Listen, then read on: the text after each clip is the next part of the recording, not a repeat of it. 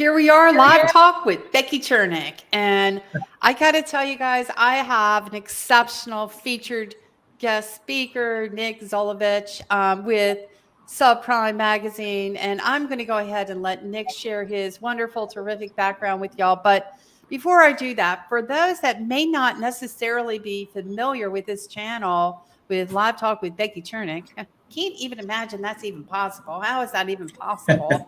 I don't even know, but it can happen. Somebody might stumble over this terrific live talk that we have today. And I just want to make sure that you know that I've been in the automotive industry well over 30 years. I can't believe how much time goes by too quick, I got to tell you.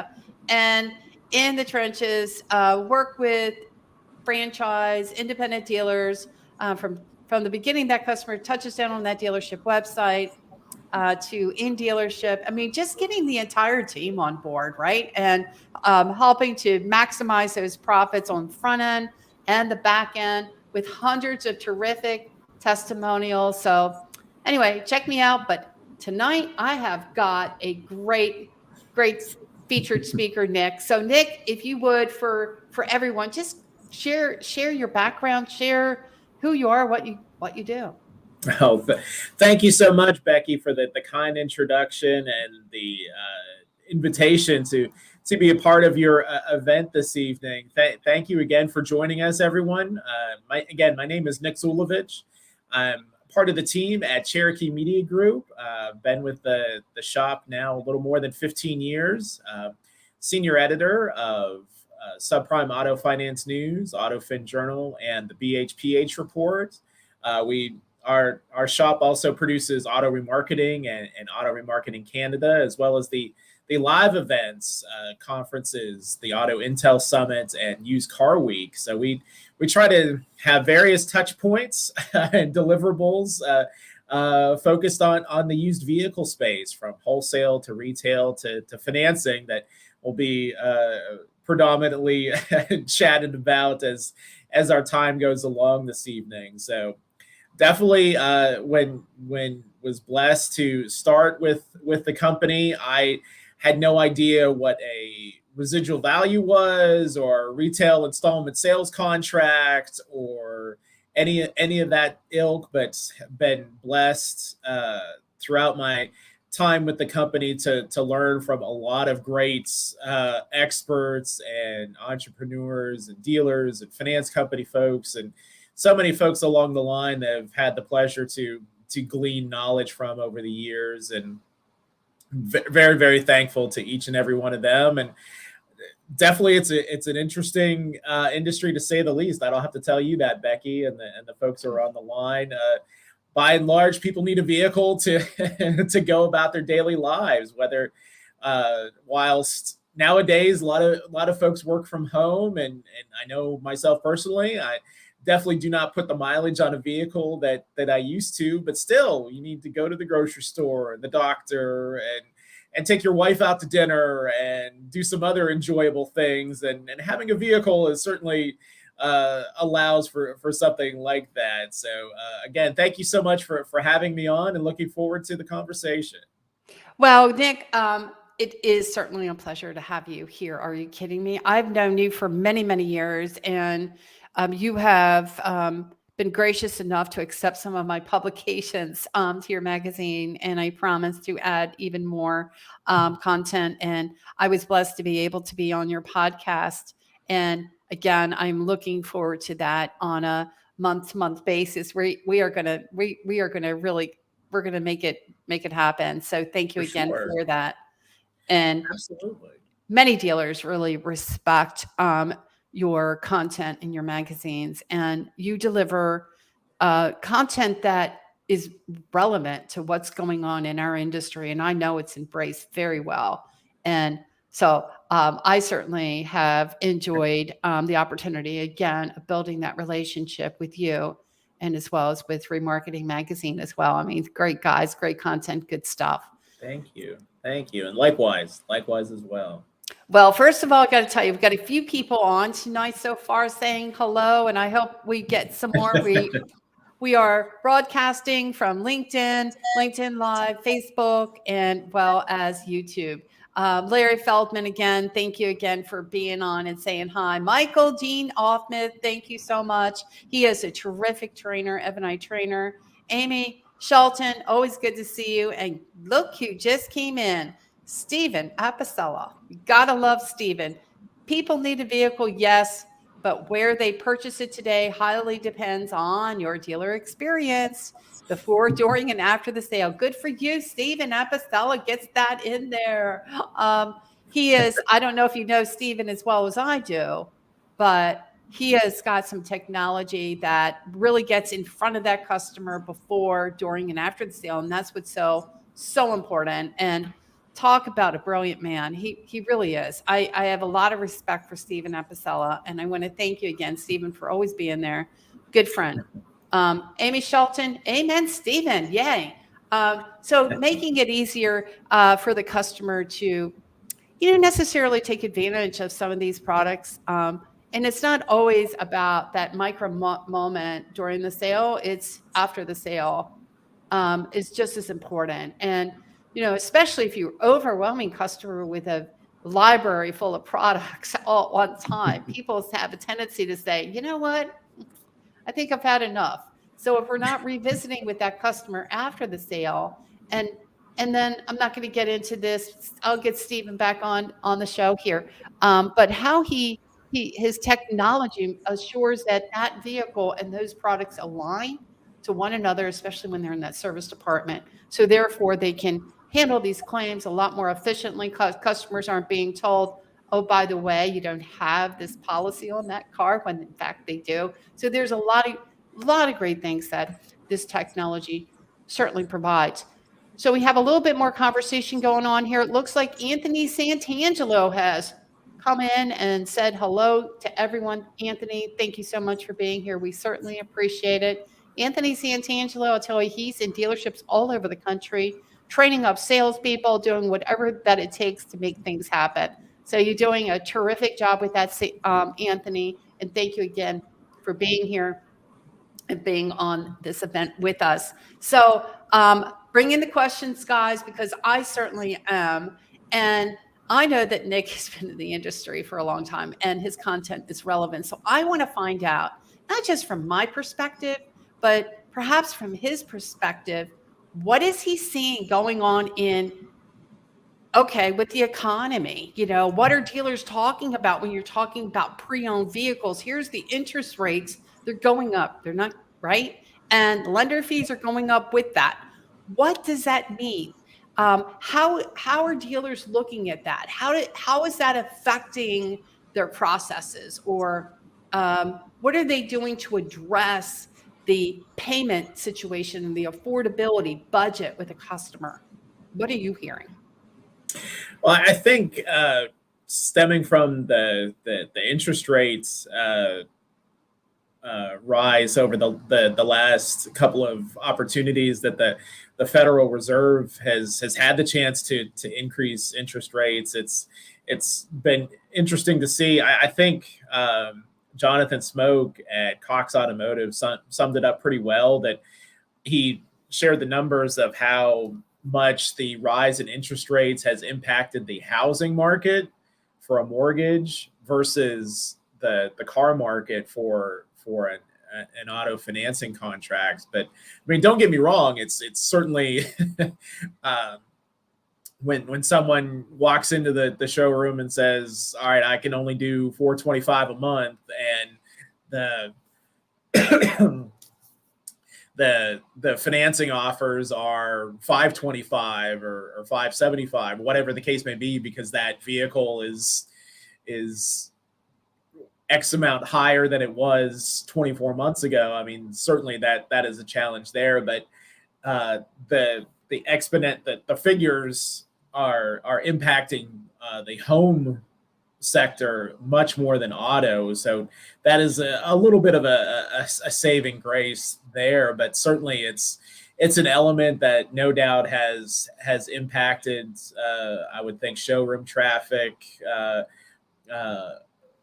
underwriting at finance companies that would seek, all right, we'll buy that contract, but we need another $500 down, or we'll buy that paper, but for only 72 months. We won't go to 84, which we can go on that diet. Right. So we're getting a little bit maybe more condition calls from the lender than what we're used to before. In the last few months, we've got advanced calls 130, 145, 150, some 160% of loan to value, right? And now it's like, well, I don't know, we're just going to cut back on that. So it may not just be so easy. So thinking through that just a bit, that would mean that maybe managers will have to dig in deeper, get into the making sure that the customer is landed on the right car to begin with.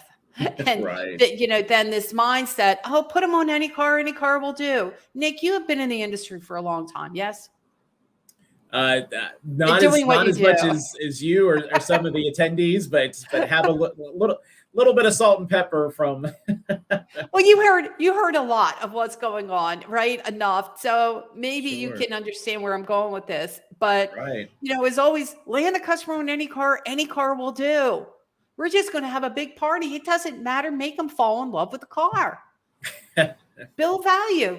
That's what we're going to do. And I'm just wondering today, does that make sense? Sell the sizzle, sell the emotion. Let's get them on the car. Forget everything else. We'll worry about all that stuff when the customer makes their way into the F&I office or when they get into the dealership. We'll figure all that stuff out. But I'm wondering, is that a really smart way of doing it, especially with what's going on with the interest rate? And maybe they don't have to worry so much about lender fees. Maybe, I don't know, maybe it's $299 for a lender fee to go from some of these other providers. They'd not necessarily be deep subprime, maybe non-prime, let's call it that. But aren't we, or shouldn't dealers be thinking about, what's my process all about? What am I doing to make sure at least that we're doing our due diligence and making sure that customers are actually put on the right card that they actually qualify for? Absolutely. And just to even maybe take that a step further, that's no doubt that the risk management folks at finance companies are tracking contracts more than they ever have before, that they could perhaps spot trends. It's like, okay, from XYZ Chevrolet, we're buying deeper, but those contracts are going into delinquency at 6 months, 12 months on a regular basis. Maybe we won't buy as much paper from XYZ Chevrolet, but over here at ABC Nissan, we've bought a little deeper, and those contracts are staying current. No doubt that the risk management folks can get so granular to be able to track exactly where those contracts are originating from, which dealerships. And it's like, well, that's this dealership has shown that, okay, they tell a good customer story. This is a worthwhile risk. Or to your point, Becky, that it's like, well, just put them in any car, when, as we discussed on the podcast and in our chatter leading into this evening, that they would probably love that Audi A4 that looks spectacular, but probably their budget is saying they should probably be in that Chevy Cruze that will serve them just as well. So that might be some behind the scenes back office activity that could be happening. I really find that fascinating. You and I also saw each other at the NAF conference, National Auto Finance Conference. So you were paying attention. That's what they asked me to do. So. You were paying attention because, it dawns on me is that these lenders are looking at that business and they are tracking what dealers are giving them, what kind of business. And that being said, a dealer down the street who's doing business the right way is likely going to get a better call than perhaps maybe the other dealer who just tries to slap it all together. You know what I mean? Trying to, let's just I don't know, throw enough stuff against the wall and something will stick. Right. We'll just get lucky. And Right. so I don't, I guess it's like almost going to Vegas. And you've been in Vegas enough times. You see a lot of hardship stories there. Sure. I might have gambled too much, and I just shake my head on that one. I'm like, how are you going to go home to that one? But Right. but at the end of the That day, is definitely one of the, quick side note, that is definitely one of the saddest little kiosks I've seen at all the Vegas resorts that we've all been to for NADA and other auto industry events, that you can cash in your airline ticket to get cash on the spot to try to, I didn't even know that was available. So you can actually cash in your airline ticket. Are you get kidding? whatever. Oh, I've thankfully never had to do that personally, but I'm getting whatever, like 50 cents on the dollar or whatever the ratio might be of what the value of your plane ticket might have been. Well, to turn your luck around. Anyways, of course. So this is no. It's all good stories. These are good stuff. So the thing is that that's what this. So dealers sometimes that's how they act. They don't have this process in place, and so it's like, let's wing it. Let's just figure it out. Let's just see. And I think they've been able. And I'm not saying this in a negative way, guys. I'm not. I get it. We're here. Dealers are deserving of their profit. Never want to say that they're not. I've always said that. I agree with that. But that being said, let's work smarter, not harder. Let's put that process in place so that way we manage and we can only manage what we know. We can't manage what we don't know. Let's put something in that makes sense so that way we know what we've got before we get to the point where that customer's already been through the journey and in that F&I office and it's too late to do anything. So I've got some comments here with Stephen Apicella. He's good with those comments. I got another one coming. What I love about Rebecca and Nick, their core principle, I love you too, Steve. Their core principles and contributors are relevant irregardless of whatever economic reality exists today or what's next. If a solution transcends just a single moment, it's where we should prioritize our attention. Best practices are best practices. If we're casting a wider net to improve customer experience, amen, customer engagement, hello, then we're on track to continuously improve automotive retail. Yay? I'm telling you, this guy is brilliant.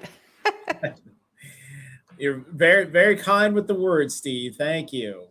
Then we have Andy Brewer. Any tips on our gap that may not pay off the loan if in the event of a total loss nowadays with these advances? How can you present that? Any tips on our gap that may not pay off the loan in the event?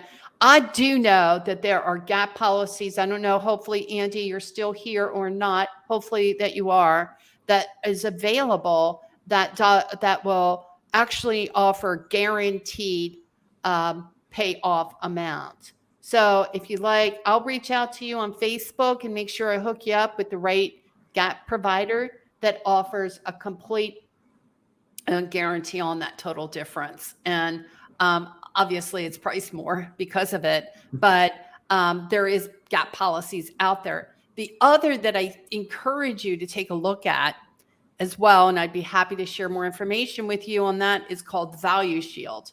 I don't know if y'all are familiar with Value Shield or not. Nick, I don't know if you are, but Value Shield is kind of cool. So they say the chances of a total loss is a whole heck of a lot less than having an accident. Accidents happen all the time. Gaps, total losses don't happen as much as obviously accidents do. But when you have an accident, nice one, or anyone really, that diminishes the value of that vehicle. So come trade-in, you've got yourself a nice little accident. And so therefore, that's going to show up on that Carfax report. So that diminishes the value. The Value Shield protects that diminished value. So you can, depending upon the type, the pricing of the vehicle, you can I think they have two options: a $5,000 value shield option, or a $10,000 value shield option, up to. And I think they take it from average book. So I don't know if that helps you, but I'll tell you right now, you take those two and you put them together, you're killing it. That's where it's at. That value shield, guys. If in fact, I don't mean to be a commercial here, and I swear I set this up. But if you want more information on value shield, call me 866 899 what is that? 1894. So just give me a call, and let me see if I can't put it on here for you. I don't know. There we are. 866 894 1899. Yeah. Okay. So just give me a call and be happy to go ahead and answer any questions that you may have on that value shield, as well as the total loss protection. So good question. So let's see. We've got another question from Stephen Apicella. What I love about Rebecca and Nick. Oh, that's the same one. Oh, okay. Sorry about that. He must have posted that twice. Anyway, so back to you, Nick.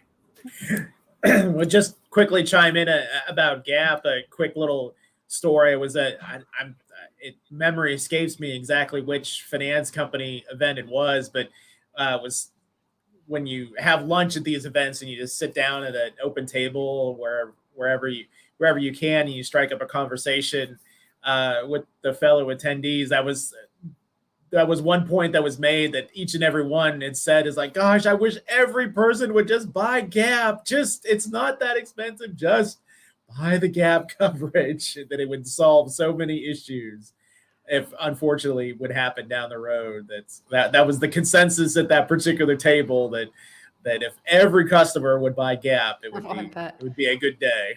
Well, I think there's some problems, in the state of California, of how some of the lawmakers feel about Gap, and is it a product that actually offers or covers the total loss of that vehicle. And I think no matter what, I think F&I people do need to make sure to disclose the limitations on total loss protection, because the reality of it is it goes, so many dealers, and there's so many different limitations. Like one will go up to 150%, one goes up to 125%, one goes up to 110% of the market value of the vehicle. Do you know what I mean? So right. It's like a little limited.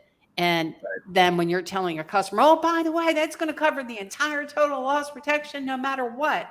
And next thing you know, they're still forking out, thousands of dollars, especially, with what's going on in the industry today. Who knows in the next couple months how that used car market's how that's all gonna, go. So I'm hearing, I'm not trying to put anyone on the spot here. I really am not. But I'm just wondering if you're hearing the same thing that I am, that we have consumer advocates. And I'm on YouTube. Because obviously I post a lot of my content on YouTube. But I'm watching some of that stuff, and they're saying, hey, whatever you do, guys, don't be buying a car right now. And this is like, hold off for the next 4 weeks. That's when it's what they're saying. And so I talked to another individual earlier today, and she was saying that some of these guys are getting a little worried in the used car market that things are slowing down a lot. Are you seeing the same thing? What are people telling you, Nick? Well, I think definitely a slowdown generally is in place, stemming from the wholesale market. For example, the latest information from Black Book showed a week over week value decline of, I think it was 0.86%, which is the largest that they've seen in a year, and the steepest decline since the pandemic started. So bringing that unfortunate topic back to the conversation. So if at that part of the used vehicle market cycle, if wholesale prices are softening, that would lead me to believe that dealers aren't trying to get every piece of inventory they can get their hands on. Perhaps being a little bit more prudent on the volume of inventory that they're carrying. So thus prices are starting to soften, which, I mean, as you well know, and the attendees know as well, that wholesale prices have been so high for so long that them coming down is to a degree kind of normalizing. But still, nonetheless, whether it was quote unquote tax season, which, if that even exists anymore, I guess can be up for debate too.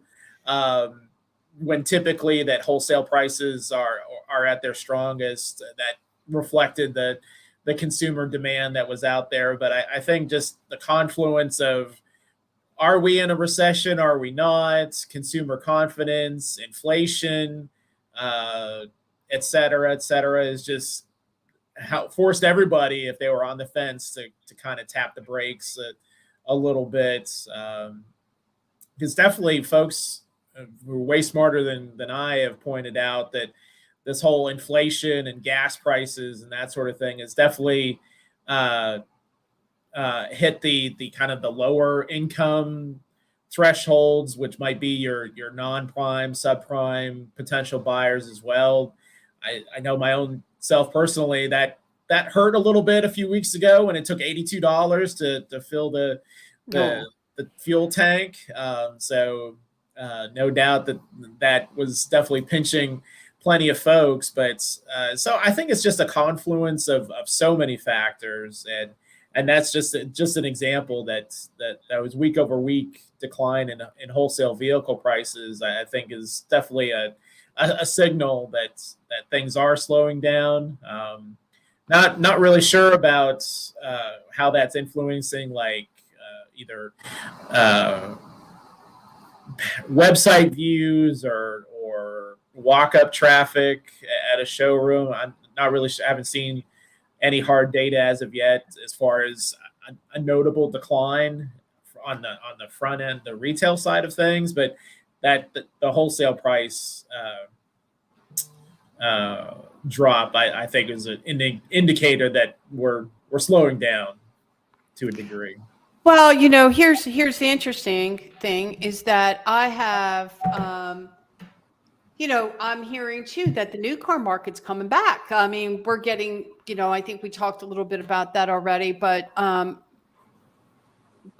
hearing Toyota is starting to bring back some inventory, and maybe some others are coming back. And so I'm wondering how that's going to feed into the whole thing as well, when we have more new car inventory, and how that is going to affect the pre-owned market.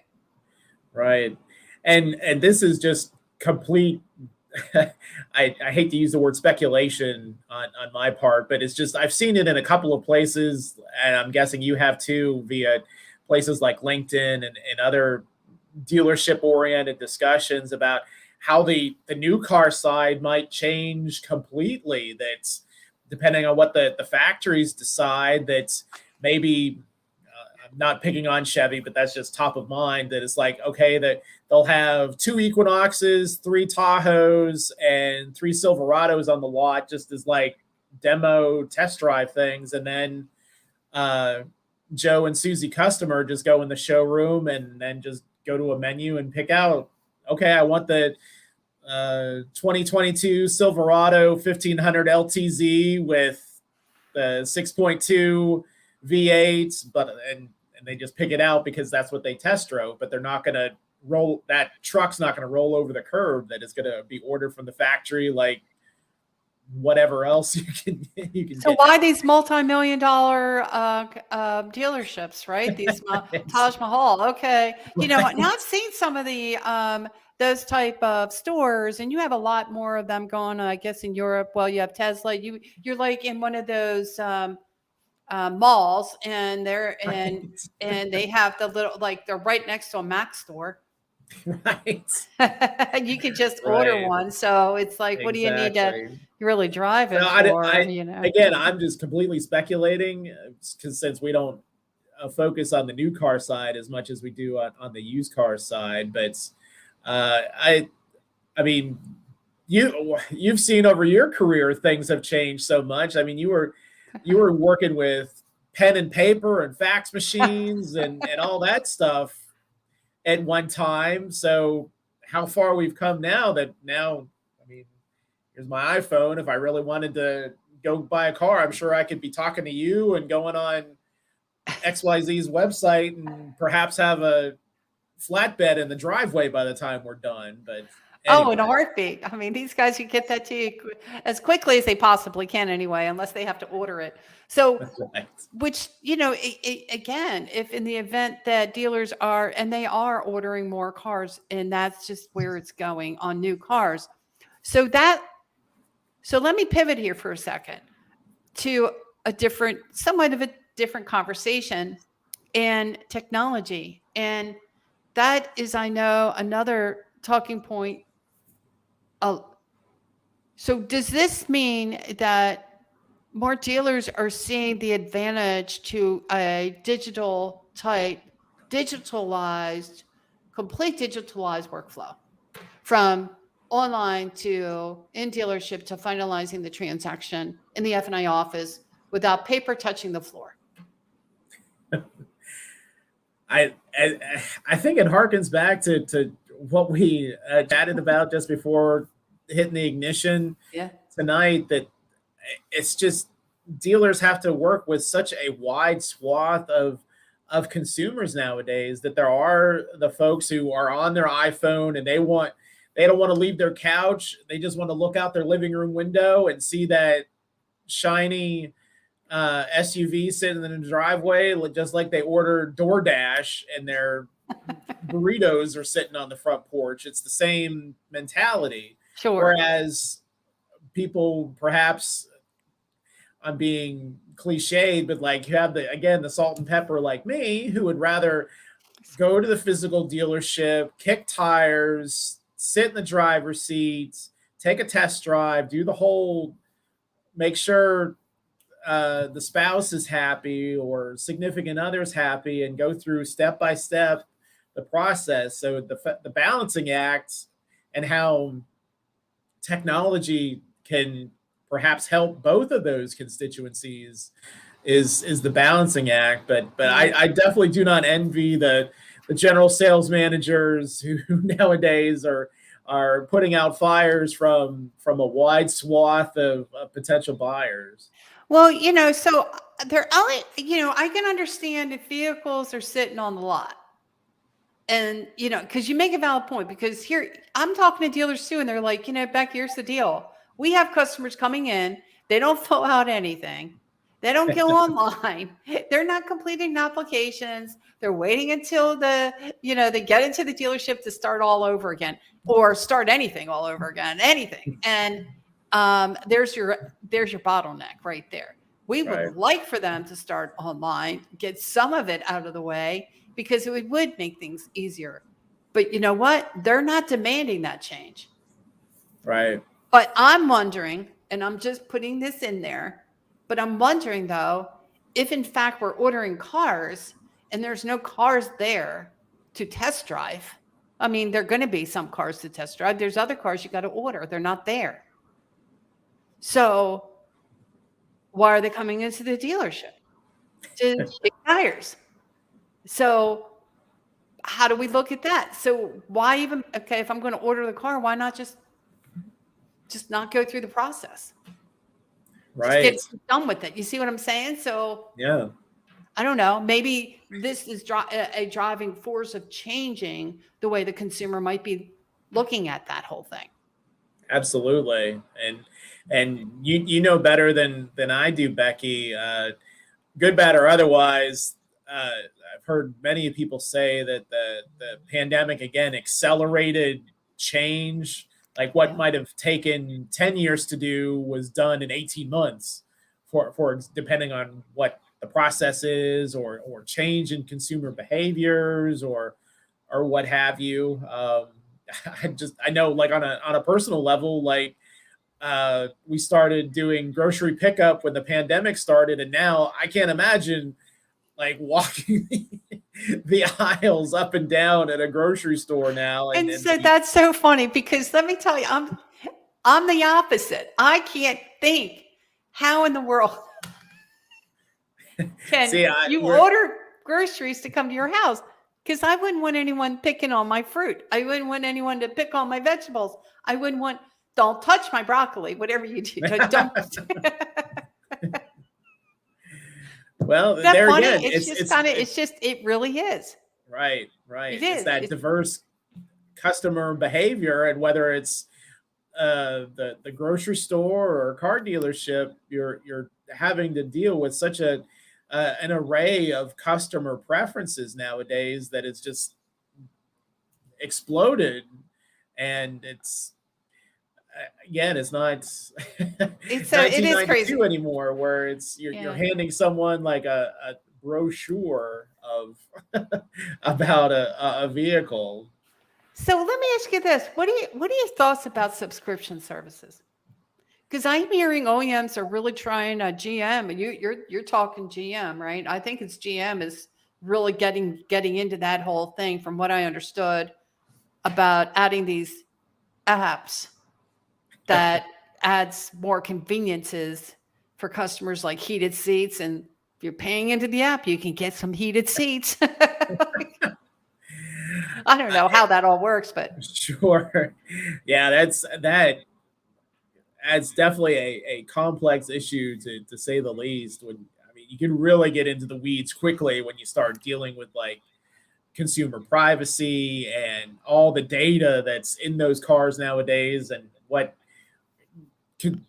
personal information gets sucked into that cloud of data. But anyway, to your point, vehicle subscriptions, I'm talking about the apps, not the actual subscription. That's two different things, right? So there's subscription, and then there's apps. So the apps, right? So I don't know. I mean, it seems like so many shops have tried to reinvent the mousetrap of subscriptions, whether it's something actually in the vehicle or to have subscribed to the entire vehicle itself. That would be different from a lease or an installment contract. Again, I think it could definitely vary. I think like vehicle subscriptions might work in like a huge city where someone lives in a fifth floor condo and maybe only needs a vehicle once a week because they go to visit family who lives 2 hours away or whatever. But most of the time they're either public transport or public transit and walking. Yeah. But so many folks still put a decent amount of mileage on a car that I'm not smart enough to figure out how the math works unless you're just don't drive that much, that it would be feasible. Well, I was talking about the apps, but now that we're talking about subscription, I think I confused you, Nick, and I apologize. But because I didn't want to confuse. We were talking about apps, and then there are apps, and there are subscriptions to those apps. But then there's subscription service to vehicles too. So here's the thing: which I didn't realize is a big business, is subscription rental. I mean, that rental car subscription service thing is amazing. Turo, right? Mm-hmm. I'm like, where have I been? I have been asleep at the wheel. Where that is almost like a subscription service now. Well, it is, right? Right. And there are business people that are doing that. They're actually how does that work? They run in the car, and then you get that particular, they actually rent the car through the service, which you then be able to have a subscription to someone else. Yeah, there's a lot of various services. There's what you just described. There's some people who use that service to allow their own vehicle to be rented That's by what somebody that's else. what it is, right? It's Like their there's own like vehicle. say they have a That's right. whatever Sorry. Yeah. Highline vehicle and they don't use it that much and they want to monetize that asset, so they participate with this particular service, and then the customer gets to drive a whatever That's it. That's exactly right. That's what it Mercedes is. AMG whatever for a day or two. That's right. That's right. So like you buy like a flatbed and you rent it, and you know those things can rent for like $100 a day or something like that, and sometimes even more. You know, it just depends on the marketplace, which I thought was really kind of fascinating. And I'm like, wow, that's a different way of doing things, and you can do it on Turo. That's Right. it. Thank you for correcting me Oh, on no that. problem. Yeah. It's just interesting. It really is. So I just want to make sure that I do a special call out to Amy Shelton. I'm so glad you're here tonight, Amy. And Ben Gay, yay. Ben Gay is here. Ben Gay is a super awesome guy, professional, been in the automotive industry a very, very long time, top leader in the industry. So thank you again, Ben, for coming, and I'm glad that you're here as well. So, so we were talking about some of this the technology, and I'm wondering if, and I guess I'm going to go back a little bit to, you know, where does it make sense that customers who have maybe not the best credit, that maybe we allow them to get more access to get more to obtain information from them sooner, to have a better understanding of that person's credit budget concerns before they make their way into the dealership? Are you hearing more and more dealers training up their BDCs to address some of those questions as well? I think it all depends on the store.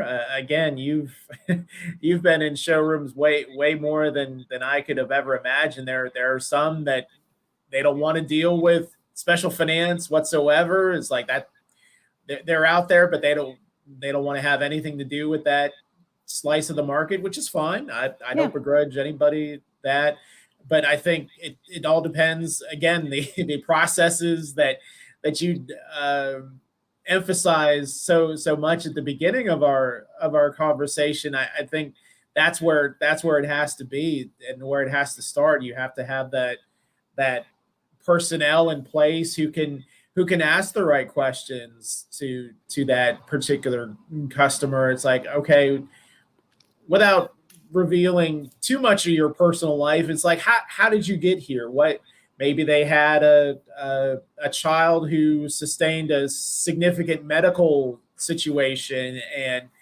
they ended up with $200,000 in hospital bills or what have you, or divorce or bankruptcy or whatever.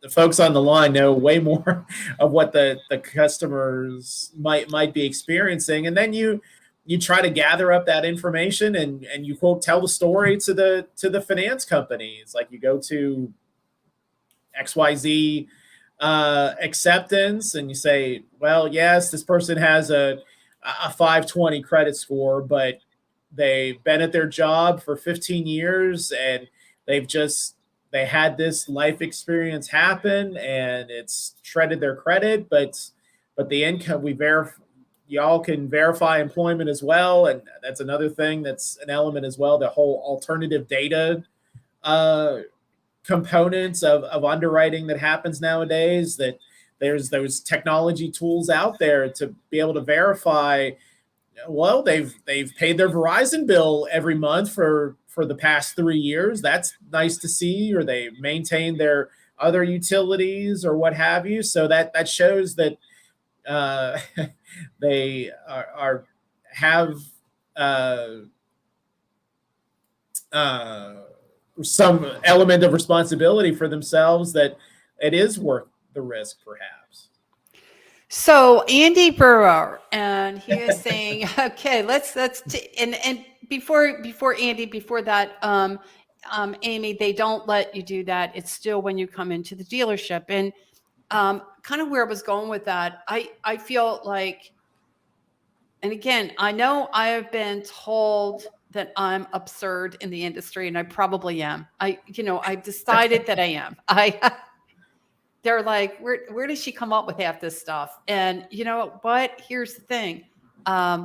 It's because I see what's happening and what takes place by the time this whole deal, this mind deal, if you will, wraps its way into, it gets its ugly head into that F&I office, and there's not much you can do with it. Or, let's face it, by the time that happens, we're cutting profit out of the deal. It's a hassle. It's a hassle to the dealership. Nobody's making a big profit. Customers making a big payment. We can't even protect the customer and make sure that the customer has that value added product service contract or total loss protection, for that much matter, because they can't afford the payment. So I think that we need to work smarter, not harder, and put in the steps to get to that information sooner rather than later. That's my point there. And here's my other point. Andy Brewer, love you to death. Andy, I love you to death. You know that, right? You do know that. I'm telling you that up front, telling y'all guys up front. And they're saying acceptance. The big guys don't care about stories anymore. Now, I got to tell you, I had an F&I tips show yesterday. 15 minutes. I'm starting new F&I tips shows, things of just 15 minutes long on live. And I was talking about rehashes. And that's exactly what I hear. That banks, lenders are not rehashing. Now, and I know, we were both at the NAF conference, National Auto Finance Conference. And there was a bunch that's where lenders hang out. and I was there moderating a panel on Hey Lenders. And we were talking lender relationship between dealership and lenders. Now, I'm not going to say that every lender is you can pick up the phone and call. There are lenders that are doing internal scoring. I get that. They're doing AI. They're doing some really cool, amazing stuff that is changing kind of how the lending process works. Sure. I get that. And you made a valid point about validation, how these loans are performing per dealer, and whether or not your book of business isn't performing well. Guess what? I'm not buying it. I'm not going to buy deep. Right. I take care of you. You take care of me. It's called a what? Relationship. For sure. That's how you do it. You build a relationship. Now, you have niche lenders. Let's face it. If you think you're going to go to town asking for a favor, deep favor for a lender who you use to convert customers over because they have the best rate, well, frankly, that's their niche. That's what they do. But the other lender relationship, they're buying deeper. And it is about having that relationship and trust factor and credibility with that lender. So as Nick was talking about, when we find out more about the customer, what happened, what's changed, why it won't happen again, now we have a story to tell that relationship lender. But if you're going to try to go ahead, go to town on a lender who's that niche, who's that conversion lender, best rate, that's what you've got. And you take advantage of what you have. The other is, how well do you know your lenders inside and out? Do you know your lender guidelines? And if you don't, you need to. How many times has it been? And I said something to those lenders during that conference. And I'm like, you guys are begging for the shotgun deals. You're begging for the applications. You don't care which way you get them. Your reps are coming in and saying, give us everything you've got. We don't care about book to look. And I'm telling dealers, quit doing that. In fact, you need to care. You need to know what your guidelines are. Because if you don't know your guidelines, Who's making more profit off of you? The lender is. I mean, let's just call it what it is, because I don't know any better. And so maybe if I put an additional $200 down on a trade and that sort of stuff, I don't know any different. I could send it to Capital One, and guess what? They might give me the deal, and you know what? Save me on the interest rate. But I don't know, because I don't know my guidelines. Right. So I got a couple comments here. Andy Brewer, no, Amy Shelton. Sorry, you mean like save a deal meeting? Is that a rehash? No, a rehash is when you get a decline from the lender, and it could be a conditional approval. You get a complete decline, and you got to go back to calling the lender up on the phone and say, well, here, let me kind of share some information with you that you may not be aware of. And telling the story about the reason behind some of that slow pay. Now, let me tell you something. If it's a nurse, if it's a teacher, if it's something along those lines, where it's a customer who's been on a job forever long in a day, bad stuff happens to good people all the time. The lenders want to hear. Now, again, I can't tell you it's not going to be that niche bank that you're doing business with, that they are strict. This is what we want, but this is what you get, and that's the end of it. But if you have a relationship lender, maybe it's Capital One, maybe it's Ally, maybe it's somebody else, but I am telling you, TD Financial, there are some lenders out there that you can have a good relationship with, that will listen to the story, that you can get on the phone and work that deal. And it's got to make sense, though. It can't be completely outside the freaking box and go, well, sometimes that does happen. Well, that was years ago. But you can't be completely outside the norm, I would say. John Ward, glad you're here. Good to see you, John. Well, not see you, but you know what I mean. Acceptance and relationship. Hello. Yeah, we have to have better relationships.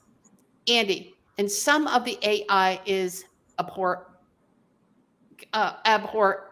as well. Did I say that right? It is the wave of the future, but some AI out there is really bad.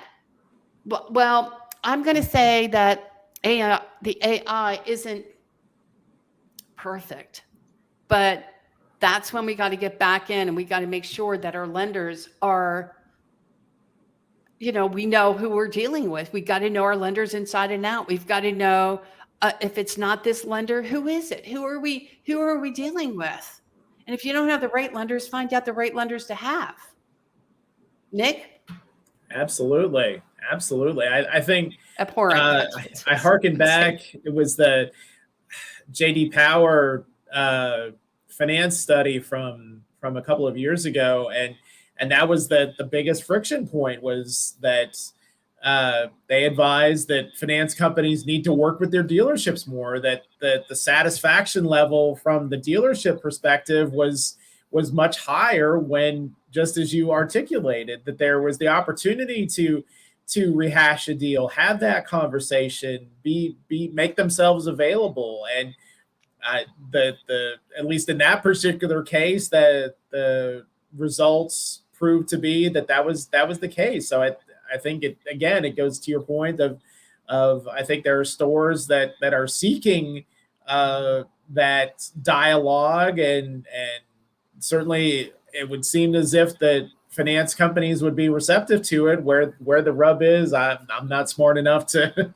answer that, unfortunately. But it would seem as if both sides want to have the conversation, that perhaps it can be had. Maybe to use the cliche, the good old days, maybe that's something to kind of revive a little bit, to where it was. I mean, pick up the phone. Can I tell you something, Nick? I'm telling you, I'm standing right there. I'm right in front of all the lenders. And they were saying, Beck, call me. I mean, I want dealers calling me. I can't get them to pick up the phone. They cannot. I've heard Capital One would say, and at a time that's true, they had the dealer navigator, and the reality of it is, maybe sometimes use the dealer navigator. That's what it's there for. But they started like, call me up, call. So, the thing is that I went into another dealership and it just floored me that I'm like, you're going to take that call the way it is? The desk called it in and that's the way you're going to take it? You're not, that's it? You're not going out there. You're not doing an interview. You're not calling the lender and telling the lender about some different situations. And you're not asking for an extra month, 2 months, 3 months. What are you doing? You think I can? Of course you can. Why aren't you doing it? Why aren't you asking? It's 1 month, 2 months. People are like, what can you do with 2 months? I can do a whole heck of a lot with 2 months. I'd rather have 1 or 2 or 3 months. I don't need 6 months. I just need the 1, the 2. That's it. I got to know our lenders. I got to know what lender buys an Equifax. What lender is buying a TransUnion or Experian? Know your business inside and out. Lender guidelines. Amen. You got to know it equals Bible. And I think some of your better lenders want you to know their lender guidelines. Maybe some of the others don't necessarily want you to know your lender guidelines. I'm just telling you.